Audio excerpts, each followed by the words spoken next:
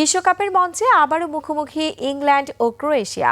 একদিকে শেষবারের মতো বিশ্বমঞ্চ রাঙাতে প্রস্তুত লুকা মদ্রিচ, আর অন্যদিকে দীর্ঘ প্রতীক্ষার অবসান ঘটিয়ে ট্রফি ছুঁতে মুখিয়ে হ্যারি কেইনের ইংল্যান্ড।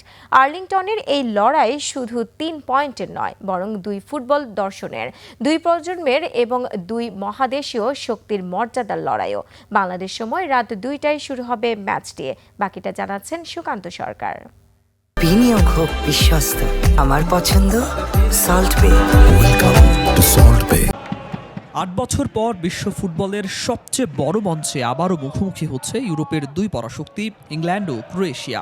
18 জুন রাত 2টায় গ্রুপ এল এর উদ্বোধনী ম্যাচে মুখোমুখি হবে দল দুটি। নতুন স্বপ্ন, পুরনো হিসাব আর বিশ্বকাপ জয়ের আকাঙ্ক্ষা বুকে নিয়ে মহারণের প্রস্তুতি শেষ করেছে এই দুই দল।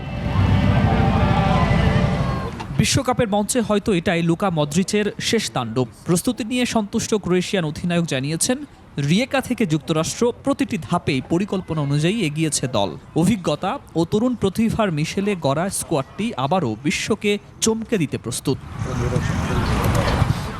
ক্রোয়েশিয়া কোচ জলাতকো দালিচ মনে করেন, টুর্নামেন্টের সবচেয়ে কঠিন পরীক্ষাগুলোর একটি অপেক্ষা করছে তাদের সামনে। হ্যারি কেইনের নেতৃত্বে ইংল্যান্ডের আক্রমণ ভাগকে ভয়ঙ্কর আখ্যা দিয়ে তিনি বলেন, শুধু রক্ষণ নয়, নিজেদের আক্রমণাত্মক ফুটবলও তুলে ধরতে চায় ক্রোয়েশিয়া।